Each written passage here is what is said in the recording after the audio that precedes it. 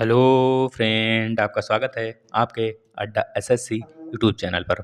दोस्तों, आपको पता है आज 11 जनवरी 2021 है। आज की शिफ्ट में जो भी क्वेश्चन हमको मिले हैं एनटीपीसी के, हम आपके सामने लाए हुए हैं। आप इसे अच्छे तरीके से देखिएगा और यह सोचिएगा कि आपने ऐसे क्वेश्चन पढ़े हैं कि नहीं पढ़े हैं। अगर नहीं पढ़े हैं दोस्तों, हमको तो पूरा आशा है कि आप अच्छे से सारे क्वेश्चन पढ़े होंगे, सब क्वेश्चन आपको आता है। क्योंकि कुछ ही क्वेश्चन होते हैं जो बच्चे कन्फ्यूज हो जाते हैं, तो ऐसे क्वेश्चन को आप लिख लिया करिए और उससे रिलेटेड जितने भी टॉपिक्स हैं, जितने भी उसके इर्द गिर्द हैं क्वेश्चन, सब कुछ आप पढ़ लेंगे। क्योंकि ऐसे ही क्वेश्चन आएंगे आपके एग्जाम में तो आप फंस जाएंगे। तो ऐसा किया करिए, जो क्वेश्चन नहीं आता है उसको एक बार कॉपी पे लिख लिया करिए या फिर उस टॉपिक को नोट कर लिया करिए। उस टॉपिक को आप बाद में क्या करेंगे, उस टॉपिक से रिलेटेड सारे क्वेश्चन एक नज़र में आप देख लेंगे। ऐसे ही पढ़ाई होती है दोस्तों। ठीक है, चलिए तो आज के क्वेश्चन देख लेते हैं। आपको इसका अगर पीडीएफ चाहिए तो नीचे डिस्क्रिप्शन में लिंक है दोस्तों, सारे पीडीएफ आप पा सकते हैं। लिंक टेलीग्राम का है, आप टेलीग्राम पे ज्वाइन हो जाइए। जितने भी पीडीएफ हैं करंट अफेयर के, सब कुछ आपको अवेलेबल हो जाएगा वहाँ से। अगर आप क्विज करना चाहते हैं दोस्तों, क्विज तो आप क्विज भी कर सकते हैं। रोज़ सुबह डेली क्विज होता है लगभग 20 से 25 क्वेश्चन का, चाहे जिस टॉपिक से क्विज आ जाता है। करंट का टॉपिक होता है, जीके का टॉपिक होता है, जीएस का टॉपिक हो जाता है, कल जी मिक्स भी आ जाता है। तो आप ज्वाइन करिए और अच्छे तरीके से पढ़ाई करिए। चलिए तो हम लोग स्टार्ट कर लेते हैं, देखते हैं आज के क्वेश्चन कितने क्वेश्चन पूछे गए हैं और किस किस टॉपिक से आए हुए हैं। चलिए दोस्तों, पहला क्वेश्चन है, रक्त किस प्रकार का ऊतक है। तो पता है आपको, संयोजी ऊतक है। जो कनेक्टिव टिश्यू होता है उसे हम कहते हैं दोस्तों, कल रक्त हो गया, टेंडन हो गया, लिगामेंट हो गया, ये सब क्या है आपके, कल ये बोन्स हो गए, ये सब क्या है आपके संयोजी ऊतक हैं, है ना। तो याद रखेंगे। इसका पीएच मान भी पूछा गया था, तो 7.4 इसका पीएच मान होता है दोस्तों, ये क्षारीय होता है। नेक्स्ट दूसरा क्वेश्चन, अब देखिए इसमें पूछा गया है रड़कपुर। रड़कपुर, अच्छा दोस्तों, ये हमको लगा क्वेश्चन रड़कपुर बच्चे नहीं पढ़े होंगे, इसको ज़्यादातर बच्चे छोड़ के ही आए होंगे, हमको पता है। देखिए रड़कपुर या फिर रणपुर रहता तो शायद होता, लेकिन बच्चे ने बोला था रड़कपुर था सर। तो रड़कपुर जैन मंदिर कहाँ स्थित है, तो आप अंदाज़ा लगा सकते थे रणभूमि। तो इस तरह आपने अंदाज़ा अगर लगा लिया होगा तो इसको राजस्थान बता देंगे दोस्तों, नहीं तो फिर आप इसको नहीं टच करते करे किए होंगे तभी बेटर है। ठीक है, माई मदर एट 66 बुक किसका इसके लेखक कौन है दोस्तों, इस बुक के लेखक कौन है तो बता देंगे, कवि कमला। याद रखेंगे दोस्तों। नेक्स्ट, ऑस्ट्रेलिया ओपन 2020 किस महिला ने जीता है दोस्तों, सिंगल महिला की बात किया है तो बता देंगे सोफिया कैनिन ने जीता है दोस्तों। सोफिया कैनिन ने जीता हुआ है, तो आपको ये बात पता होना चाहिए। अब आपको हम यहाँ से जितने भी ओपन्स होते हैं, टेनिस ओपन होते हैं, ग्रैंड स्लैम, सब आपको हम बता रहे हैं। आप लोग ध्यान से देखिएगा दोस्तों। इसमें देखिए पहला जो क्वेश्चन है, इसमें पहला होता है यूएस ओपन। किसी भी साल के स्टार्टिंग में यूएस ओपन होता है, फिर फ्रेंच ओपन होता है, फिर विंबलडन होता है, फिर उसके बाद अब पहला ऑस्ट्रेलिया ओपन होता है दोस्तों ना। ऑस्ट्रेलिया, हमने यूएस बोल दिया तो उसके लिए क्षमा चाहते हैं। पहला ऑस्ट्रेलियन ओपन होता है, फिर फ्रेंच ओपन होता है, फिर विंबलडन होता है, फिर जाके यूएस ओपन होता है। आपको पता होना चाहिए। इस बार तो 3 हुआ और एक को रिजेक्ट कर दिया गया, मतलब कि एक तरह से कह लीजिए दूसरी बार जो विंबलडन है ना, अभी तक दूसरी बार इसको क्या किया गया दोस्तों, निरस्त कर दिया गया। निरस्त दोस्तों, स्थापित नहीं किया गया, निरस्त कर दिया गया। मतलब ये होगा ही नहीं इस साल, मतलब हुआ ही नहीं। कल अब तो 2021 आ गया, अब कहाँ से होगा, मतलब कि नहीं हुआ। तो साल के स्टार्टिंग में दोस्तों आपका होता है ऑस्ट्रेलियन ओपन, जो कि कह लीजिए कि आपके किस पिच पे खेला जाता है तो बता देंगे दोस्तों, मतलब कि सॉलिड पिच पे खेला जाता है, जो कि ठोस होता है, मतलब कि ठोस पिच पे खेला जाता है दोस्तों। याद रखेंगे ऑस्ट्रेलियन ओपन। इसके बाद दूसरा होता है फ्रेंच ओपन, जो कि क्ले कोर्ट पे खेला जाता है। तीसरा विंबलडन इस बार नहीं हुआ। चौथा आपका यूएस ओपन, ये भी आपका कठोर को पिच पे खेला जाता है दोस्तों, याद रखेंगे। ठीक है ना। इसके बाद दोस्तों हम देख लेते हैं किसने जीता। तो आपको पता हो गया, महिला ओपन मतलब कि ऑस्ट्रेलिया ओपन में, जो ऑस्ट्रेलिया ओपन में महिला सिंगल में आपके सोफिया केनिन जीती हैं दोस्तों, याद रहेगा आपको। यूएसए ने, यूएसए की मतलब यूएसए के ये नागरिक हैं। इसके बाद मैन सिंगल की बात करें ऑस्ट्रेलिया ओपन में दोस्तों, तो नोवाक जोकोविच जीते हैं, सर्बिया के हैं दोस्तों। फ्रेंच ओपन में देख लेते हैं मैन और फीमेल में किसने किसने जीता है, तो मैन सिंगल में दोस्तों राफेल नडाल ने जीता है दोस्तों, आपको पता है, स्पेन के हैं। इसके बाद ईगा स्वेतक दोस्तों, याद रखेंगे, या फ्रांस की हैं, सॉरी, या फीमेल सिंगल में हैं, और ये ऑस्ट्रेलिया की हैं। ठीक है दोस्तों, सॉरी ऑस्ट्रेलिया, एक मिनट दोस्तों, तो देखिए गलत हो गया। ये जो आपके यहाँ पे जो सोफिया कैनिन दोस्तों, ये ऑस्ट्रेलिया के होंगी, यहाँ पे ऑस्ट्रेलिया की हैं, यूएसए के नहीं, ये ऑस्ट्रेलिया के हैं दोस्तों, याद रखेंगे, ये ऑस्ट्रेलिया की हैं, है ना।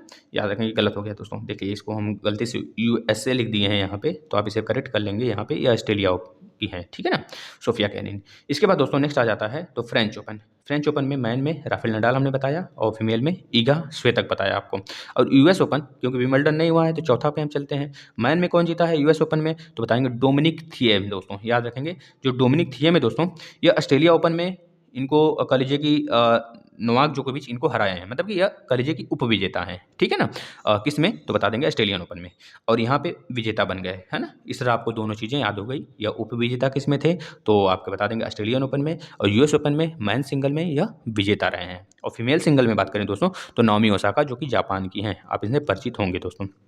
इसके बाद आ जाता है पहला भारत रत्न। अब देखिए यहाँ से हम आपको काफ़ी क्वेश्चन बताने वाले हैं जो आपके एग्जाम में आएगा, निश्चित आएगा। देखिए पहला भारत रत्न किसे दिया गया, तो पहला भारत रत्न आपको पता है 3 लोग को दिया गया एक साथ, है ना। कौन कौन थे, तो डॉक्टर सर्वपल्ली राधाकृष्णन, चक्रवर्ती राजगोपालाचारी, डॉक्टर चंद्रशेखर वेंकटरमन। तो उसमें यह दिया गया था अगर तीनों में से तीनों लोग देते हैं आपको तो हमेशा आप राजगोपालाचारी लगाएंगे। अगर तीनों में से एक ही दिया है राजगोपालाचारी केवल, तो मतलब तीनों में से कोई एक दिया है तो आप उसको लगा देंगे, वरना नहीं तो क्या करेंगे, अगर तीनों दिया है ऑप्शन में, डॉक्टर सर्वपल्ली राधाकृष्णन भी दिया है, चक्रवर्ती राजगोपालाचारी भी दिया हुआ हो, और चंद्रशेखर वेंकटरमन भी दिया हुआ हो, तब आप हमेशा राजगोपालाचारी को ही टिक करेंगे दोस्तों, ठीक है। आपका जो भारत रत्न है दोस्तों वह 1954 को स्टार्ट हुआ था, 1954 में स्टार्ट हुआ था। 2020 में किसी को नहीं दिया गया है दोस्तों, याद रखेंगे 2020 में किसी को नहीं दिया गया है। इसके बाद अगर बात करें 2019 में किसे मिला था, 2019 में आपके 13वें नंबर के राष्ट्रपति प्रणब मुखर्जी जी, जिनका हाल में मृत्यु हो गया है, इनको मिला था। नानाजी देशमुख को मिला था दोस्तों, भूपेन हजारिका जी को मिला था, इन तीनों लोग को मिला था, याद रखेंगे। इसके बाद अगर हम बोलें आपको कि जो कि आपके कह लीजिए कि जवाहरलाल नेहरू जी पहले प्राइम मिनिस्टर थे, उनको कब मिला था तो बता देंगे 1955 में मिला था उनको दोस्तों।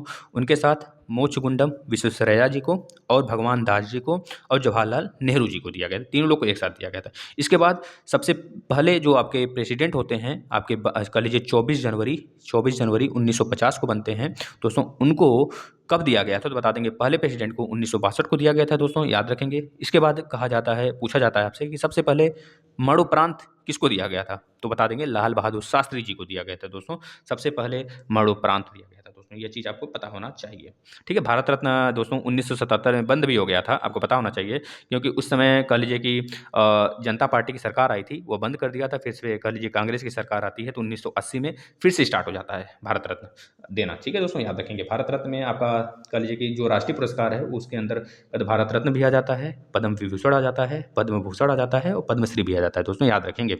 इसके बाद अगर बोला जाता है आपसे पहली महिला कौन थी जिसको मिला गया तो 1971 में इंदिरा गांधी जी, आप याद रखेंगे। इसके बाद मदर टेरेसा जी को 1980 1979 में इनको नोबेल अवार्ड भी दिया जा चुका है दोस्तों, यह आपको पता होना चाहिए। इसके बाद दोस्तों पहले विदेशी अगर पूछा जाता है तो बता देंगे 1987 में खान अब्दुल गफ्फार खान। इसके बाद दोस्तों आपसे पूछ लिया जाता है कि 1990 में किसको दिया गया तो बता देंगे 2 लोग को, क्योंकि इंपॉर्टेंट आपको बता रहे हैं तो आप इसे नोट करते रहें। भीमराव अंबेडकर जी को और नेल्सन मंडेला, जो कि दूसरे नंबर के विदेशी हैं दोस्तों। यह नेल्सन मंडेला डे भी मनाया जाता है हम लोग के यहाँ 11 जुलाई, याद रखेंगे 11 जुलाई की 1 जुलाई, आप बताइएगा थोड़ा सा नेल्सन मंडेला डे कब मनाया जाता है। 1991 में राजीव गांधी को मरणोपरांत दिया गया था। सरदार वल्लभ भाई पटेल जी आपके गृह मंत्री पहले और पहले उप प्राइम मिनिस्टर, मतलब कि कह लीजिए कि उप प्राइम मिनिस्टर थे, इसको आपको याद होना चाहिए। और मोरारजी देसाई, ठीक है दोस्तों, इनको दिया गया। इसके बाद मौलाना अबुल कलाम आज़ाद जी आपके पहले शिक्षा मंत्री दोस्तों, 1992 में इनको दिया गया। और सत्यजीत रे दोस्तों, इनको दिया गया 1992 में। इसके बाद एपीजे अब्दुल कलाम जी, गुलजारी लाल नंदा जी, अरोड़ा आसफ अली, इन तीनों लोग को 1997 में दिया गया। सबसे कम एज के जो हैं आपके, उनको कब दिया गया, मतलब कौन है जिनको दिया गया तो बता देंगे आपके मास्टर ब्लास्टर सचिन तेंदुलकर जी, 2014 में इनको दिया गया दोस्तों, याद रखेंगे, जो कि सबसे कम उम्र के माने जाते हैं। इसके बाद लता मंगेशकर जी 2001 में दोस्तों इनको मिला। इसके बाद आपको पता है 2015 में अटल बिहारी वाजपेयी जी और मदन मोहन मालवीय जी, जिन्होंने आपके जो आपका बीएचयू है उसकी स्थापना 1916 में की थी दोस्तों। ये सारी बातें आपको याद होना चाहिए, इसमें से आपको देखने को क्वेश्चन जरूर मिलेगा। चलिए इसके बाद हम आ जाते हैं ब्राज़ील सम्मेलन कब हुआ था तो बता देंगे। ये देखिए कल भी क्वेश्चन आया था ब्राज़ील सम्मेलन। तो ब्राज़ील सम्मेलन 1992 में हुआ था दोस्तों, बता देंगे पृथ्वी सम्मेलन के नाम से जानते हैं। इसके बाद दोस्तों IAEA, ये भी क्वेश्चन आज के डेट में पूछा गया था तो बता देंगे IAEA का फुल फॉर्म पहले अंतर्राष्ट्रीय परमाणु ऊर्जा अभिकरण दोस्तों। इसका जो स्थापना हुआ था दोस्तों 29 जुलाई 1957 को हुआ था। हेडक्वार्टर इसका वियना में है। इसका स्थापना पूछ लिया गया था आज में। इसके बाद समष्टि अर्थशास्त्र के जनक कौन है दोस्तों। यहाँ पे अर्थशास्त्र की बात नहीं कर रहा है केवल, ये समष्टि अर्थशास्त्र की बात कर रहा है तो बता देंगे जॉन मेनार्ड किन्स, याद रखेंगे। ऑप्शन में एडम स्मिथ भी था, बहुत सारे लोग एडम स्मिथ लगाए हमको पता है, ठीक है। बच्चे बता भी रहे थे सर गलत हो गया, ठीक है ना। तो आप याद रखेंगे दोस्तों, कम ही क्वेश्चन करेंगे लेकिन बेटर क्वेश्चन करके आएंगे। 96 करने से क्या फ़ायदा जब आपका 40 गलत ही है उसमें। बताइए आप 80 ही करिए, 75 ही करिए, देखिए आप निकाल ले जाएंगे दोस्तों, बहुत ज़्यादा कट ऑफ नहीं जाने वाला है। अर्थशास्त्र के पिता एडम स्मिथ हैं, जीव विज्ञान के पिता अरस्तु, इतिहास के जनक हेरोडोटस, आपको पता होना चाहिए। नेक्स्ट, सांची का स्तूपा मध्य प्रदेश में किस जगह है, किस जिले में है मध्य प्रदेश के, तो बता देंगे भोपाल में है, भोपाल में भोजताल भी है, आप इसे याद रखेंगे।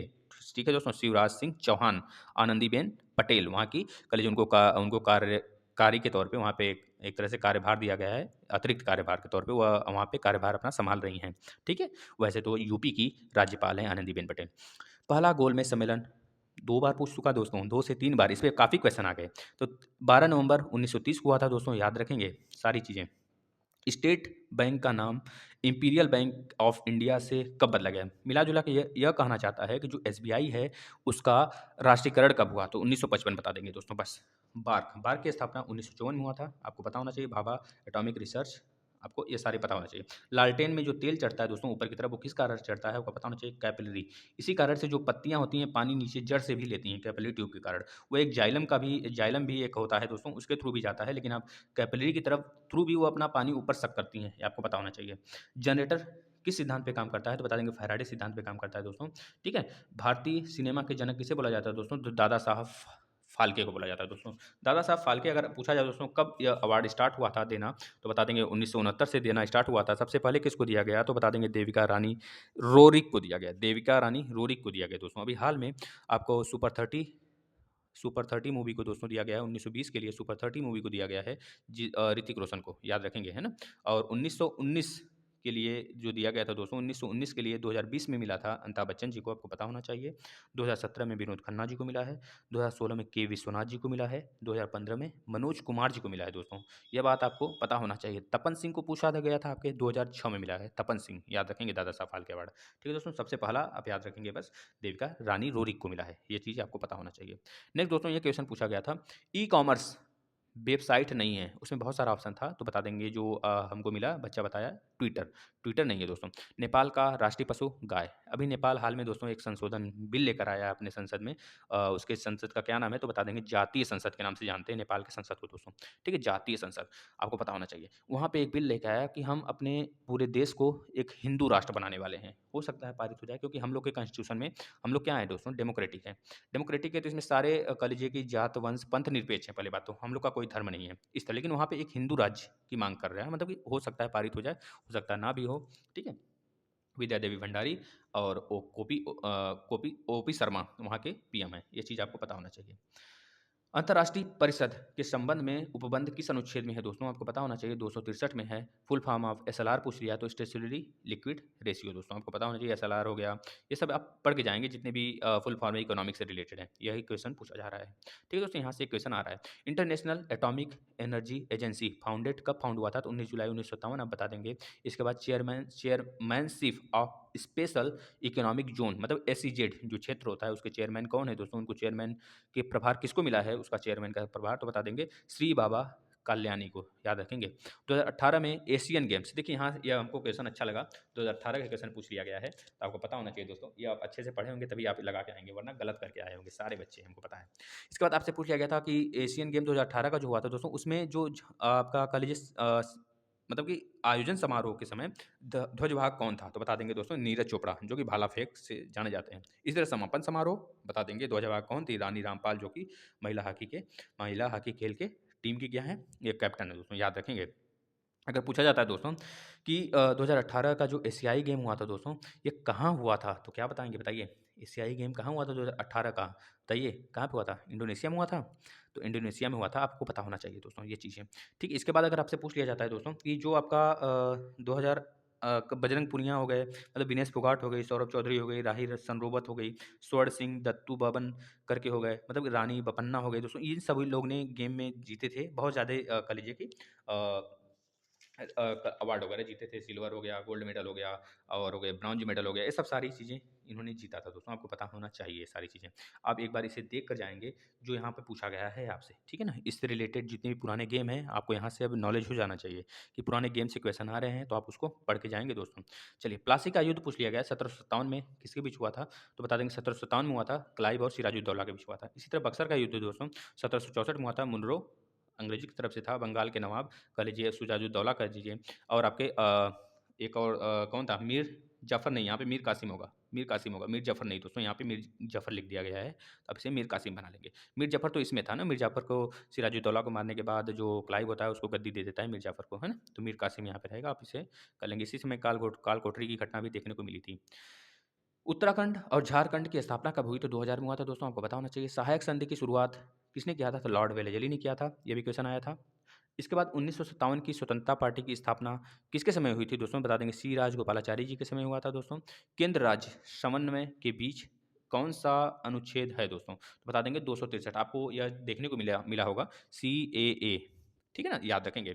CAA दोस्तों जो आया था ना, CAA, CAB, कैब, CAA, आप इससे परिचित होंगे। अभी जाके मुस्लिम भाई बहन हमारे बहुत ज़्यादा विरोध कर रहे थे, आपको पता होना चाहिए। सबसे पहले जो यह इसका यूज किया था केंद्र सरकार ने CAA के विरुद्ध में, असम सरकार के विरुद्ध, मतलब असम सरकार ने इसका विरोध किया था CAA का, ठीक है। उसका केंद्र सरकार फिर 263 का हवाला देते हुए असम को बैठाया भैया कि हम जो कानून बनाते हैं केंद्र में वही मान्य होगा, राज्य का मान्य नहीं। आपको पता है आपके अनुसूची 7 कहती है दोस्तों, उसमें 3 चीज़ दिया हुआ है, अनुसूची में आपके 3 सूचियाँ दी गई हैं, एक संघ सूची, एक राज्य सूची, एक आपके समवर्ती सूची। जो संघ सूची है वो तो कर्नाटक से लिया गया है, समवर्ती सूची आपके दक्षिण अफ्रीका से लिया गया है, आपको पता होना चाहिए। तो यह सब सारी सूचियाँ जो हैं दोस्तों, संघ सूची पे केवल संघ कानून बनाता है, मतलब केंद्र बनाता है, राज्य सूची पे केवल राज्य कानून बनाता है, ठीक है। इस तरह उसको 67 विषय भी प्रोवाइड किए गए हैं। केंद्र सूची के लिए 100 या फिर 97 विषय उसको प्रोवाइड किए गए हैं, लेकिन जो आपका समवर्ती सूची है दोस्तों, इसमें कह लीजिए कि 62 विषय उसको दिया गया है, 67 विषय दिया गया है, राज्य सूची में 62 विषय हैं। जो 67 विषय है, अगर उस पे अगर केंद्र कानून बना देता है तो राज्य उस पे राज्य का कानून नहीं माना जाएगा, उसको मान्यता नहीं दी जाएगी। तो इस तरह के बहुत सारे फैक्ट हैं, आप इसे पढ़ लेंगे अच्छे से, फिर उसके बाद एग्जाम में जाएंगे, आपका एग्जाम बहुत अच्छा होगा। चलिए, ऑल द बेस्ट फॉर आने वाले आपके एग्जाम के लिए। और जितने बच्चे हैं अभी तक अगर शेयर नहीं किए दोस्तों, शेयर कर दें, लाइक कर दें, और जितने भी प्लेलिस्ट में वीडियो हैं दोस्तों आप उसे देखें। धन्यवाद दोस्तों, मिलते हैं नेक्स्ट वीडियो के साथ।